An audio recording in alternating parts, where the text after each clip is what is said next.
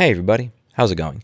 Today I would like to read this article on CNBC and discuss it from a perspective that I think is being missed in the news. It says a record 4.3 million workers quit their jobs in August, led by food and retail industries. Now, a lot of food and retail, what they're talking about are restaurants and stores that may sell things that you can, in my opinion, already get somewhere else. One of the things that I remember Eli, the computer guy, talking about a while ago when he was discussing minimum wage is honestly, think about in your town. If half of the Jack in the Box or Wendy's in a particular area shut down, would there be a crisis? Like, do you need a McDonald's every X amount of blocks? Do you need a Jack in the Box that provides you unhealthy food every X amount of blocks? And the answer to that, I imagine, would be no. So it's interesting to me when the news portrays this as a horror show, as a nightmare, that people are not going back to work at low-paying jobs to do work that is in many ways not considered essential or necessary. And that's something that you have to understand here is whether or not you agree with how the classifications happened. Over the past year and a half, you had many government officials say that certain jobs were not essential. And what non-essential meant to you and your paycheck for many people was you don't have a job, you don't have a business, you don't have financial security. Now, there are many people that were just barely scraping by. If you have, a studio apartment being $2,200, good luck finding someone to share that with. That's going to be awkward. But in particular, if you have a minimum wage job, that's going to be difficult to make that kind of thing work. You may have been just skating by prior to the pandemic, like just skating by. And once it happened, you realized, working 12 hours a day, I have to commute for an hour. I have no savings. This job never gave me the ability to have savings. I now have $10,000 in back rent debt, no idea how I'm going to pay it. I give up. I'm going to move back in with my parents. I am going to live in my parents' basement. I'm going to sleep on a friend's couch, and I cave. I don't know. Even if I were to go back to my job, I'm still going to be fucked horribly. So why bother? Many people have asked when I do these videos here, the real reason employees aren't returning to work in America and people aren't returning to demeaning jobs. Well, how are these people paying for their lifestyle? How are they paying for food? How are they paying for groceries? Even if they don't like the job, even if it's low paying or demeaning, that, people have to live, right? And the reality is that you have a lot of people that live in a way that they prefer to live, but that isn't 110% necessary. So for instance, let's say you're 20 years old, you want freedom, you move away from your parents. You could live in your parents' basement. You could sleep on their couch. It's not ideal. You'd save a lot of money. It's not in my opinion, it's not, an amazing way to live life, but you could. And I think you have a lot of people that are making choices like that because they realize that even if they do get a job and work 12 hours a day, they could barely afford a studio apartment with a roommate. And when you're looking at that and you say, my income decreased by 30 or 40% last year, even when you take into account the unemployment benefits from the pandemic for certain people, certain groups, what am I doing? Again, some people were getting more money from unemployment than they were from their job. A lot of people were not. And as a result of that, you have a lot of people that are kind of financially fucked. They're behind the eight ball by a large amount. And I think a lot of people are just reconsidering their life entirely because the old model, again, they were just so barely skating by on the old model of living their life. And now that they are completely screwed, they don't want to go back to Jack in the Box for $10 an hour. So it says workers left their job at a record pace in August, with bar and restaurant employees as well as retail staff quitting in droves, the Labor Department reported Tuesday. Quits hit a new series high going back to December 2000 as 4.3 million workers left their jobs. The quits rate rose to 2.9%, an increase of 242,000 from the previous month, which saw a rate of 2.7%, according to the department's job openings and labor turnover survey. The rate, which is measured against total employment, is the highest in a data series that goes back to December 2000. Quits have been seen historically as a level of confidence from workers who feel they are secure in finding employment elsewhere, though labor dynamics have changed during the COVID-19 crisis. Workers have left their jobs because of health concerns and childcare issues unique to the pandemic circumstances. A total of 892,000 workers in the food service and accommodation industries left their jobs, while 721,000 retail workers departed, along with 534,000 in healthcare and social assistance. As job openings and hires fell in August, the quits rate hit a new series high, surging along with the rise in COVID cases and likely growing concerns working in the continuing pandemic, said Elise Gould, a senior economist at the Economic Policy Institute. Now, I want to be clear. I'm not an economist. I'm not a statistician. And I have done zero studies on this. This is 100% anecdotal, completely anecdotal, and just completely me shooting from the hip. I don't know a lot of people in August of 2021, in September of 2021, that are going, oh my God, I can't go back to work. I am so scared of COVID. I am so scared of COVID. Post-vaccination, oh my God, if I get COVID, oh no, I can't go back to work. I'm not seeing a lot of that. What I'm seeing are people thinking to themselves, my rent is $2,000. This job pays me like $1,800. I have to have a roommate. I'm already behind on my rent $5,000 or $10,000. I don't need to go back to my old job so that I could be $10,000 behind the eight ball, have no savings, have no life, and still have the shitty job that I had before. I need to come up with a new framework for living my life, whether that means moving to a lower cost area, whether that means recreating themselves and trying to become a freelancer, start a business in a new field, or do anything else, or just going back in and moving with your parents. I see a lot of people completely reevaluating their life because they realized that their life as it is not sustainable. It is not simply people being lazy. People being lazy is most certainly a part of the story. It's you can't ignore it as a factor, but I don't think it's the primary factor.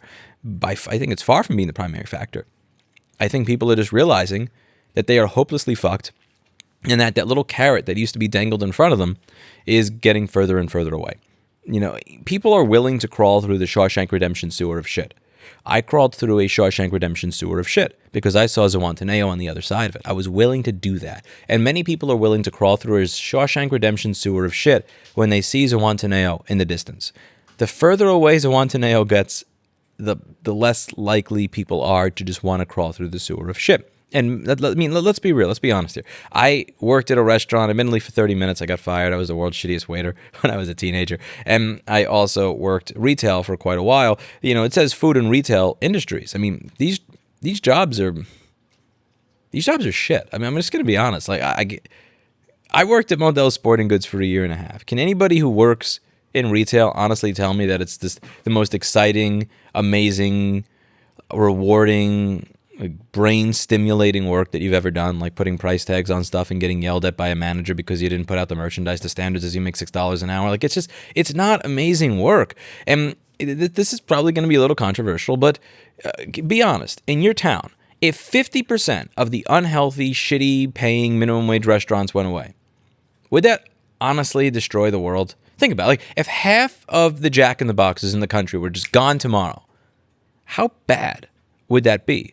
Would that seriously affect people to the point where, you're not able to eat anymore? We have a lot of businesses that really existed that may have just not been fully necessary. And you have to think about the language that's been used over the course of the past year. Many jobs are deemed, quote, non-essential. And the people in those non-essential jobs felt how non-essential they were. They were getting paid shit before the pandemic. They were barely scraping by. They had an eviction moratorium. The eviction moratorium is up. Now they owe $3,000 or $5,000 or $10,000 in back rent. They have to go back to work at fucking $7 or $10 an hour. They're screwed. So they're probably looking at it and saying, you know what? Fuck it. I'm throwing in the towel. I give up. You win, world. I lose. I failed. I fucked up. I'm going back to live with my parents. I'm going to cry into my pillow, and I'm going to figure out how I can save money right now with whatever little side jobs or things I can do. I mean, we just figure out how to get a little nest egg together so I can figure out what I'm going to do with the next stage of my life. But this stage of my life is not going to include minimum wage retail. It's not going to include minimum wage fast food, because I don't want to do that. And even if I do that, I'm completely fucked. And a lot of people have asked, well, how are people paying their bills? How are people going to pay for things? How are they going to buy food if they don't have a job? Even if the job sucks, they need a job to pay for food and everything else, right? I mean, you could just, again, I'm not saying everybody can do it. You're probably going to have a lot of people that couch surf. Probably going to have a lot of people that move to cheaper areas. You're going to have a lot of people that may just give up and move back in with their parents. I mean, I technically could have saved money when I was younger if I had lived with both of my parents. My mom used to scream until 3 or 4 in the morning every single day for over 15 years, and rather than seek mental help and counseling for it, she would say that the reason that I am like this is because of you and your father. If you and your father didn't exist, if you were dead, I would be happy.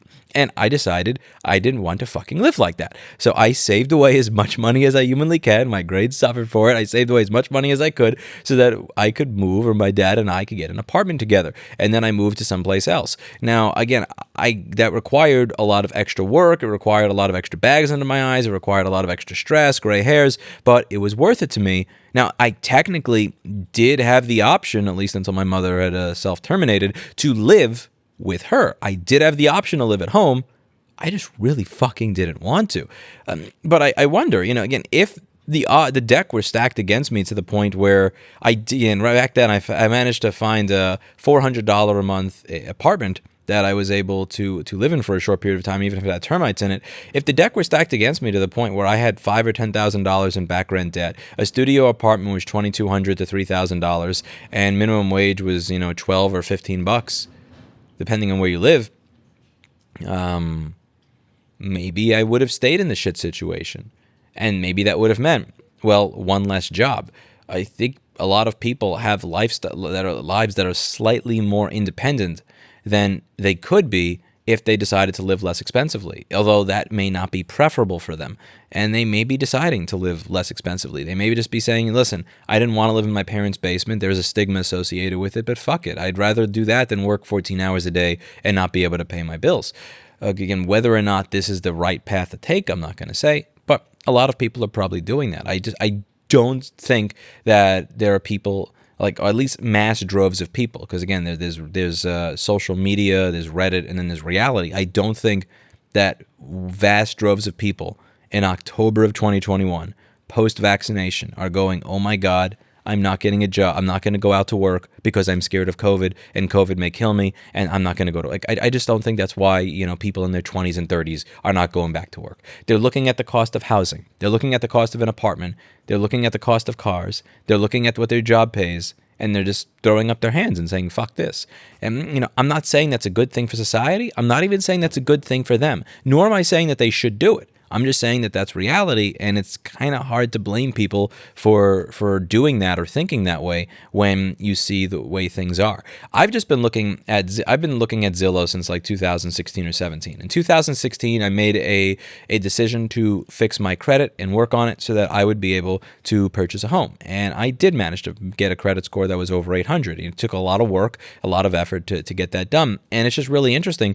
As I've been looking over, to Zillow and Redfin and stuff like that, as a hobby over the past 4 to 5 years, many of the places that I like have actually gone up in price anywhere from $50,000 to $100,000 per year. So if you look at some homes that I looked at in 2018, and then you look at them now, they've gone up in price by $200,000 or $300,000. So if you're basing inflation on housing costs, which I do because that's housing costs are pretty much the biggest expense in your average person's life, is the home that they live in. It's the largest purchase you're ever going to make, and it's the purchase that matters the most to you because it's the one that allows you to live indoors and be cold in the summer, warm in the winter, not die, stuff like that, kind of fun. If you look at housing inflation, if you adjust your salary for housing inflation, you could make $50,000 a year and actually be negative. That's the crazy thing. When you look at it, when you look at the fact that a house could be $200,000 or $400,000 more now than 2018, you could have actually been making $100,000 a year over the past 3 years, and if you were just saving that away, you're literally just breaking even, which is just, again, very, very discouraging to a lot of people, particularly minimum wage workers. They're just going to look at this cliff, and it's not even like there's a carrot that's being dangled anymore. It's like the carrot is in the sky. You need wings to get that carrot. It's not just like you could jump to get that carrot. You work for 12 hours a day and you get that carrot. You need a jetpack to get that carrot. And you're not going to convince people to work at a fucking Jack in the Box for minimum wage under those types of circumstances. There is an enormous labor shortage in the country right now, and it is not just because people are quitting or having childcare problems or can't get to work due to the Delta variant, wrote Chris Rupke, chief economist at FWD Bonds. The economy is strong as a bull, and that's why there is a tremendous demand for labor. The economy is so strong that we have interest rates at below 2%. Tell me more about this very strong economy, where we had to actually have arguments about eviction moratoriums being lifted or foreclosure moratoriums being lifted just dating back several months ago. I'm like, this stuff drives me nuts. Our economy is so strong that up until very recently, we were arguing about whether or not it should be against the law to be able to evict someone who is not paying rent from their home. Now, you may think that nobody should be evicted. You may think that nobody should be evicted, or you may think that everybody should be evicted. But I think both sides there can shake hands to the fact that if we're even having the argument, the economy is not that strong. It's just, it's so strong, it needs to be on life support every step of the way. Like, get out of here. The job posting rate fell 6.6% in August from 7% in July. That level was just 4.4% a year ago as the economy was still struggling to escape the COVID downturn. Hires declined by 439,000 for a month, in which non-farm payrolls increased by 366,000. The rate fell to 4.3% from 4.6%, due largely to a plunge in leisure and hospitality. Again, due largely to a plunge in leisure and hospitality. These are... If you're providing a, quote, non-essential service and you're paying a rate that doesn't allow people to live their lives, then they're probably going to leave. This shouldn't surprise people. The sector which the hardest pandemic hit saw hiring decline by 233,000, sending the rate down to 7.9% from 9.5% in July. Government hiring also fell sharply during the month, down to 1.4% from 2.2%. The JOLTS data runs a month behind the non-farm payrolls report, but still carries weight at the Fed. Central bank officials are mulling whether to begin pulling back the unprecedented policy help they provided during the pandemic and are expected later this year to slow monthly bond purchases. However, Fed officials have said they will not begin increasing interest rates until the labor market firms up. Why is it the Fed's job to prop up the labor market? I've never heard in my lifetime that interest rates are going up and down specifically based on like full employment. I mean, full employment is just not something that I think the Fed should be tasked with. I just can't imagine someone thinking that we have a economy that is as strong as a bull, while in the same article we can't increase interest rates until the labor market firms up. Now, the thing is, if you don't increase interest rates, if you don't finally taper, inflation will continue to spiral out of control. If inflation spirals out of control, houses and housing costs will continue to go up. As housing costs continue to go up, you'll have more people that say, fuck it, I give up, I'm opting out of the system altogether, I'm never going to be able to afford a home, I'll never be able to buy a house or a condo or an apartment, so I'm just going to stop trying. It's like, it's this little self-fulfilling cycle. Like, we can't increase interest rates until the labor market firms up. Not increasing interest rates mean prices of everything is going to keep going up. Prices of everything going up means people give up on shitty jobs. People giving up on shitty jobs means less employment. Less employment means interest rates are not going to go up. It's like, I don't know. Again, I'm not an economist. I am a MacBook repairman with a cat on his lap that is just kind of watching the world burn and laughing at the fact that the news just never seems to cover the actual reasons that people are not going back to work. But let me know what you think in the comments down below. I'm very curious for your thoughts. And honestly, this kind of thing makes me sad. And it's one of the reasons that I wouldn't enjoy moving this business out of New York if possible, because I'm trying to figure out a way to phrase this. This is a small business that does consumer electronics repair. We're not doing repairs for, multi-million-dollar organizations or anything. There's only so much money that you can beat out of this business. People want their device to be fixed, typically for a cost that is between 10% to 30% the cost of the device. Sometimes they expect it to be cheaper. But if your repair goes more than 10 to 30% the cost of the device, they're going to go away. There's only so much money to be tossed around in this business. Like, even getting to like $1,000 or $2,000 a week, it would be considered a salary on the higher end for this type of basic electronics repair type of work. It is something that people need, though. It is something that people want, that they need, that they care about. And if you look at it, like, again, even with the salaries that I pay at my store, which I think are better than the surrounding CPR, they are better than the surrounding uBreak iFix, and they're certainly fucking better than L2 Computer.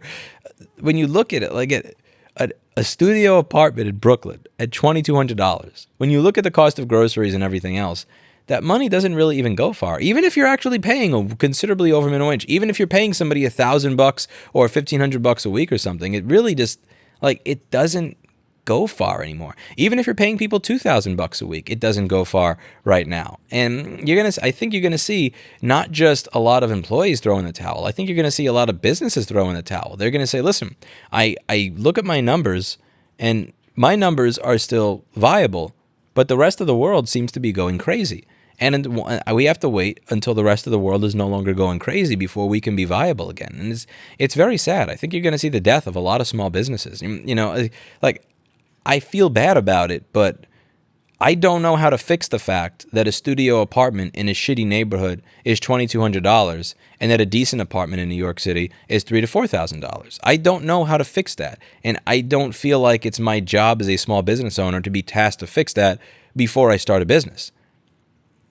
Or an insane housing market where a house that looks like shit that is falling apart is going for $900K to $1.4 million.